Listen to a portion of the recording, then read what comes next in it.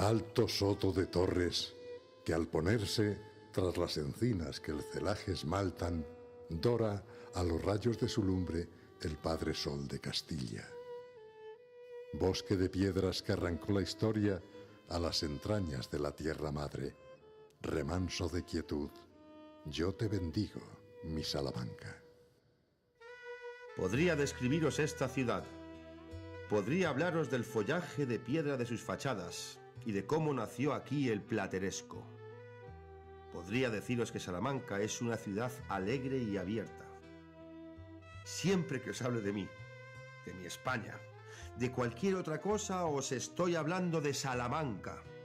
Y creedme que si hay algo en mí y en mis escritos que os satisfaga, a esta ciudad de Salamanca se debe ello en gran parte. Cumpliendo la voluntad testamentaria del maestro, diremos en nombre de Salamanca que Unamuno fue en esta ciudad lo que en ella quiso ser y lo que en ella hizo, guardando aquí su recuerdo. Del corazón en las honduras guardo tu alma robusta. Cuando yo me muera, guarda, dorada Salamanca mía, tú mi recuerdo. Y cuando el sol al acostarse encienda el oro secular que te recama, con tu lenguaje de lo eterno heraldo, di tú que he sido.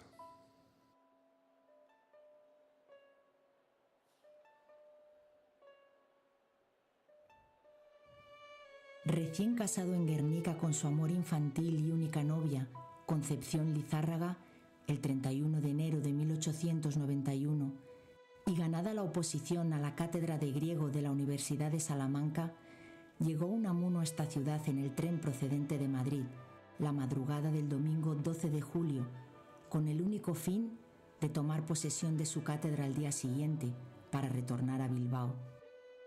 Salamanca no me disgustó. Junto a soberbios edificios había casuchas tísicas y callejas anémicas. Nunca tuve manía a los pueblos de Castilla porque se comía bien en ellos. Me fui de la ciudad confiado en pasarlo bien en la universidad, pues tenía buena biblioteca y una regular asignación en ella, para adquirir libros a petición de los profesores. Desde Bilbao mantuvo contacto con Salamanca durante el verano, a través del periódico La Libertad, invitado a colaborar en él por su director, colega, compañero de cátedra y condiscípulo, Enrique Soms. Solo conocía Salamanca de paso. Llegué y salí sin haberla olido bien, sabiendo que si algún día le tomaba el color, sería otra cosa.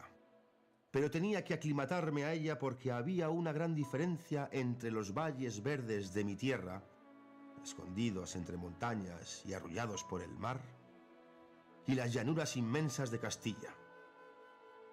Me gustó Salamanca, y en este gusto difería de casi todos mis paisanos. Cuando Unamuno hizo su entrada en Salamanca el 2 de octubre de 1891, ya había presentado abiertamente a sus 23.000 vecinos la tarjeta de visita, que mantendría durante los 39 años que permaneció en la ciudad, dejando eternamente sus restos en un alto nicho del cementerio. Nos instalamos Concha y yo como huéspedes en la vivienda que ocupaba el número 16 de la universitaria calle Libreros, disponiendo de habitación, cuarto, sala independiente y comida, por 6 pesetas con la universidad a la puerta de casa. Nos gustó la ciudad, pero no la universidad, que gastaba todo en comisiones, misas, mascaradas y ceremonias, sin prevenir que en este poblachón pasaríamos más años de los previstos y que en él nacerían 8 de los 9 hijos de la carne, que corretearon por el patio de escuelas. En este patio que se cierra al mundo y con ruinosa crestería borda limpio celaje al pie de la fachada que de plateros ostenta filigranas en la piedra, en este austero patio, cuando cede el vocerío estudiantil, susurra voz de recuerdos. En silencio, Fray Luis quédase solo meditando de Job los infortunios o paladeando en oración los dulces nombres de Cristo. nombres de paz y amor con que en la lucha buscó conforte y arrogante luego a la brega volvióse, amor cantando, paz y reposo. Salamanca era una ciudad triste, higiénicamente abandonada y con deficientes comunicaciones, que arrastraba males endémicos. Coto de caciques, curas, ganaderos, comerciantes y fuerzas conservadoras. ¿Estaban los ciudadanos más preocupados por construir un nuevo coso taurino en las afueras de la ciudad que por desterrar de las calles las penosas aguaderas y serviciales vertederas, afanadas en llevar agua a las casas y recoger los sobrantes en ellas, en ánforas de barro que portaban a los pozos negros o a la alberca de la Gran Vía? Pero Salamanca reunía para Unamuno los encantos de una pequeña ciudad medieval, el silencio cenobial que el genio necesitaba, la tranquilidad que buscaba y un acogimiento inesperado que contrastaba con las agitaciones bilbaínas que dejó en su ciudad natal con motivo de la huelga general convocada en esa villa industrial en 1890. La apacibilidad de tu vivienda gustó andariego soñador Cervantes. La voluntad le enhechizaste y quiso volver a verte. Sueño de no morir es el que infundes a los que beben de tu dulce calma. Sueño de no morir ese que dicen culto a la muerte. Pregona eternidad tu alma de piedra, y amor de vida en tu regazo arraiga. Amor de vida eterna y, a su sombra, amor de amores. En tus callejas que del sol nos guardan y son cual surcos de tu campo urbano, en tus callejas duermen los amores más fugitivos. Comencé a dar mi clase diaria de griego a 20 y tantos alumnos de un aula del piso superior del antiguo edificio, teniendo que examinarlos junto a otros 40 estudiantes procedentes de la jesuítica institución de Deusto, entre los que se encontraría con el tiempo el joven Ortega y Gasset, sumando entre todos ellos los 120 alumnos que tenía la facultad. Pasado el tiempo, en la madurez de una vida a punto de resolverse, escribió el anciano don Miguel sus impresiones sobre las luchas internas que había en Salamanca a su llegada a la ciudad, antes de trasladarse a la Casa de los Azulejos junto al campo de San Francisco y posteriormente a una vivienda junto a la puerta de Zamora, donde concluyó Paz en la guerra y nacieron sus hijos Pablo, Raimundín, Salomé y Felisa. Cuando llegué a Salamanca ardían las disensiones. De una parte integristas, de otra carlistas, por aquí los puros o netos, por allí los mestizos. Era Salamanca uno de los focos antiliberales más activos, desde donde se pontificaba. Y las más destacadas figuras eran el obispo padre Cámara y mi colega Enrique Gil Robles, con quienes tuve importantes disputas y duros enfrentamientos, similares a los mantenidos con el alcalde Severini. En 1895, siendo militante socialista por la agrupación bilbaína, Unamuno se presentó a las elecciones municipales salmantinas en la candidatura socialista, con el apoyo de obreros y ferroviarios, empatando a 173 votos con el abogado conservador Sandalio Esteban, ganando la concejalía por sorteo celebrado entre ambos candidatos. Mi decepción con los socialistas salmantinos me llevó a darme de baja del partido, comprometiéndome sindicalmente con la Federación Obrera y la Unión Ferroviaria. Era socialista convencido, pero los que figuraban en Salamanca como tales eran intratables, fanáticos necios de Marx, ignorantes, ordenancistas, intolerantes, llenos de prejuicios burgueses y sin sentido social. Tenían el alma seca. Era el suyo un socialismo excluyente, de envidia y de guerra, no de inclusión, de amor y de paz. Pobre ideal. ¿En qué manos estaba el pandero? Después de pasar una angustiosa noche, en la madrugada del 22 de marzo de 1897, Unamuno se internó 3 días en el convento de San Esteban, intentando superar la crisis existencial que padecía, origen de su íntimo diario. Caí de repente y sin saber cómo ni por qué, en un estado de inquietud y angustia. La obsesión por la muerte, y más por el aniquilamiento de la conciencia, me perseguía. Pasé noches horribles, de insomnios angustiosísimos, y vino a añadirse a esto el tormento de darme a cavilar si sería todo ello principio de trastorno mental, debido acaso al excesivo estudio y reflexión a que me había entregado. Un estallido de intelectualización aguda. Padecía una descomposición espiritual, una pulverización, una situación agónica en la frontera existencial. Duros momentos para un joven de 33 años que se enfrentó en el convento dominico a una profunda crisis integral. Política, por el abandono del socialismo ese año. Intelectual, al pasar de una ideología recibida a la personalmente creada. Familiar, viviendo atormentado por la hidrocefalia de Raimundín y su autoculpabilidad por ello. Regenerativa, con el abandono del positivismo. Y religiosa, en su búsqueda de Dios, encuadrada en el marco filosófico de la crisis finisecular. Crisis emocional, traumática, patética y definitoria. Las guerras coloniales en Cuba y Filipinas del año 1898 concedieron a profesores y alumnos unas vacaciones de verano más largas de las tradicionales que todos agradecieron. Libre de tareas, dediqué los 4 meses a trabajos literarios y excursiones, sintiendo repulsión hacia la caballerosidad, la hidalguía, el pundonor y demás barbarie pagana con disfraz cristiano. Porque mientras hubiera ejército, no habría civilización, pidiendo a mis hijos que fueran lo que quisieran, menos militares. Así pasé 16 días aislado en una dehesa, dedicándome a tomar leche, pasear, dormir, cazar ranas y dibujar, sacando apuntes de costumbres rurales y de reses. Entre su llegada a Salamanca en 1891 y el nombramiento de rector en 1900, Unamuno realizó 3 intentos de abandonar Salamanca, debido a los constantes problemas que tuvo con las autoridades locales y colegas integristas del claustro. Esto obliga a pensar que su conflictivo nombramiento como rector fue determinante en su decisión por mantenerse en Salamanca, tras su comprometida elección de apertura del curso 1900-1901. A vosotros, jóvenes, toca disipar la plumbea nube de desaliento y desesperanza que a tantos cela la ruta del porvenir. Sois vosotros los que tenéis que descubrirnos a España y marcarle luego un fin.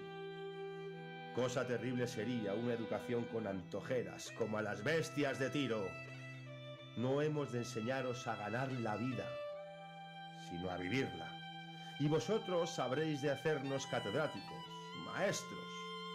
De arriba apenas puede esperarse regeneración alguna para la enseñanza, y de nosotros mismos, los profesores, solo vendría bajo excitación y acicate vuestro. ¡Empujadnos!